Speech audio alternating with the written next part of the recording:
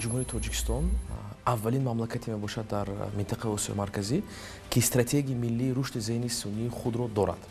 ин бена дастоварди бузург аст ва дастгирии асосгузори сулҳу ваҳдати миллӣ пешвои миллат президенти ҷумҳурии Тоҷикистон муҳтарам Эмомалӣ Раҳмон ба мо имконият пешниҳод кард, ки дар ҳамин минтақаи худ дар сафи пеш бошем дар ҳамин соҳаи зеҳни сунъӣ. Акнун агар мо таърихи рушди зеҳни сунъиро варақ занем дар мамлакати худ, аз ҳамин соли 2020 оғоз карда мо дидем, ки садҳо нафар ҷавонони мамлакат дар канорҳои мамлакат истеъдоди худро пайдо кардан дар соҳаи зеҳни сунъӣ. Мо дидем, ки 17-18 сола мактабхонон тавонистанд, ки барномаҳое созанд, ки масалан дар ҳар соҳаи ҳаёт, дар соҳаи бонкӣ, дар соҳаи маориф, дар соҳаи тандурустӣ тавонистанд, ки яъне фоидаи худро расонанд. Ва барои ҳамин имрӯз мо мебинем, ки аллакай дар мамлакати мо якчанд воридҳои зеҳни сунъӣ ҳастанд. Дар соҳаи бонкӣ бошад, зеҳни сунъӣ, яъне алгоритмҳои ин барнома зиёда аз 200 миллион сомонии қарзҳои хурдро ба мардум пешниҳод карданд, яъне ба таври автоматикӣ. Ва ин онро нишон медиҳад, ки масалан нафароне, ки таърихи қарзӣ надоштанд, пеш аз бонкҳо рад мегирифтанд барои дархости қарзӣ, имрӯз бошад тибқи маълумоти таҳлили зеҳни сунъӣ тавонистанд, ки имконияти молиявиро ба даст пайдо кунанд. Дар соҳаи маориф бошад, яъне пешниҳод кардани интихоби касби оянда.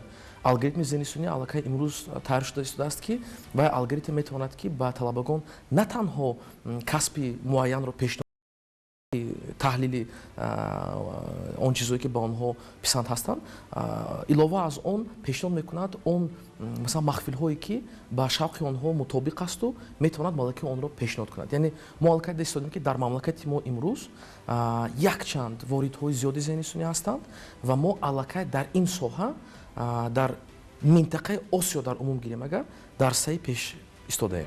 Мо дида истодем, ки яъне тренд ҳаст, ки ҳукумати мамлакат зеҳни сунъиро ҳамчун яке аз приоритетҳои худ қабул кард. Ва дар ин ҷо агар мо таҳлил кунем, интернет дар ҳақиқат як мушкилии аҷиб аст. Барои чӣ? Барои он, ки агар мо бинем, ки зеҳни сунъӣ чӣ хеле корбарӣ менамояд, алгоритмҳои зеҳни сунъӣ бо таҳлили маълумотҳои бузург, яъне big data корбарӣ менамояд. Вақте мо моделҳо, алгоритмҳои зеҳни сунъиро истифода мебарем, сурати интернет бениҳоят чизи муҳим аст. Барои он, ки алгоритмҳо ҳисоб кунед, ки миллионҳо маълумотҳоро ҳар як сония бояд таҳлил намоянд. Ва вақте ки масалан дар як филиали бонк дар масалан ноҳияҳои мамлакат гирем агар, як мизоҷ вақте ки ҷавоб мегирад барои дархости қарзӣ, дар ҳамон дақиқа, дар ҳамон сония алгоритми зеҳни сунъӣ яъне баъзаи миллионҳо маълумотҳоро таҳлил карда истодааст. Ва албатта агар сурати интернет мушкилӣ бошад, алгоритмҳо суст корбарӣ менамоянд. Ва барои ҳамин ин мушкили ҷиддӣ аст. Вале мо бояд зикр кунем, ки дар ҳамин 2 соли охир, ки мо кору фаъолияти худро дар соҳаи зеҳни сунъӣ пеш бурда истодаем, дар академия, дар ZippleAI камтар 1 сол шуд, мо мебинем, ки мо бинобар мушкили интернет корбарӣ карда истодаем. Ва боварӣ комил дорам, ки вақте ки ҳамин мушкили интернет дар ҳамкорӣ бо ширкатҳои телекоммуникатсионӣ, бо мақомотҳои давлатӣ аз байн меравад, ана ҳамон вақт мо мебинем, ки ҳақиқатан чӣ тавр мо метавонем зеҳни сунъиро яъне ба хориҷи кишвар пешкаш намоем. Мо тавонистем ширкати ZippleAI-ро таъсис намоем. ZippleAI ин яке аз бонуфузтарин гӯям агар стартапҳо дар соҳаи зеҳни сунъӣ бошад дар минтақаи Осиё. Дар манин 1 соли охир, ки ин ширкат кору фаъолияти худро ба пеш мебарад, зиёда аз 1,7 миллион доллари амрикоӣ сармоягузориро аз инвесторони хориҷӣ ҷамъ кардааст ва нархгузорӣ, яъне оценка нархгузории ҳамин ширкат ҳоло 25 миллион доллари амрикоӣ мебошад.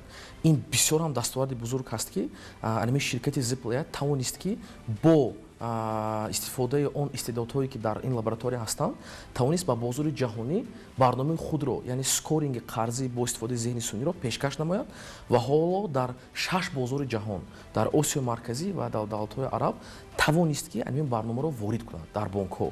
Яъне ин як боиси фахр аст, ки масалан дар аморат бонкҳо қарзҳоро пешниҳод карда истодаанд бо он барномаи зеҳни сунъие, ки ҳамватонони мо шумо дар ҳамин шаҳри Душанбе сохтаанд. мувофиқи пешгоҳиҳои коршиносони соҳа, технологияҳои зеҳни сунъӣ барои то давраи то соли 2030 ба иқтисодиёти ҷаҳонӣ тақрибан ба 16 триллион доллар саҳмгузор мешаванд, ки ин кор зеҳни сунъиро ба яке аз имкониятҳои бузургтарини тиҷоратӣ дар ҷаҳон табдил медиҳад. ҳукумати ҷумҳурии Тоҷикистон бо истифода аз дастовардҳои илмиву техникӣ ва ворид намудани технологияҳои пешрафта ва инноватсионӣ ба соҳаҳои иқтисоди миллӣ метавонад ки рушди иқтисоди миллиро тавассути ин соҳаҳо ва ворид кардани ин технологияҳо афзоиш диҳад.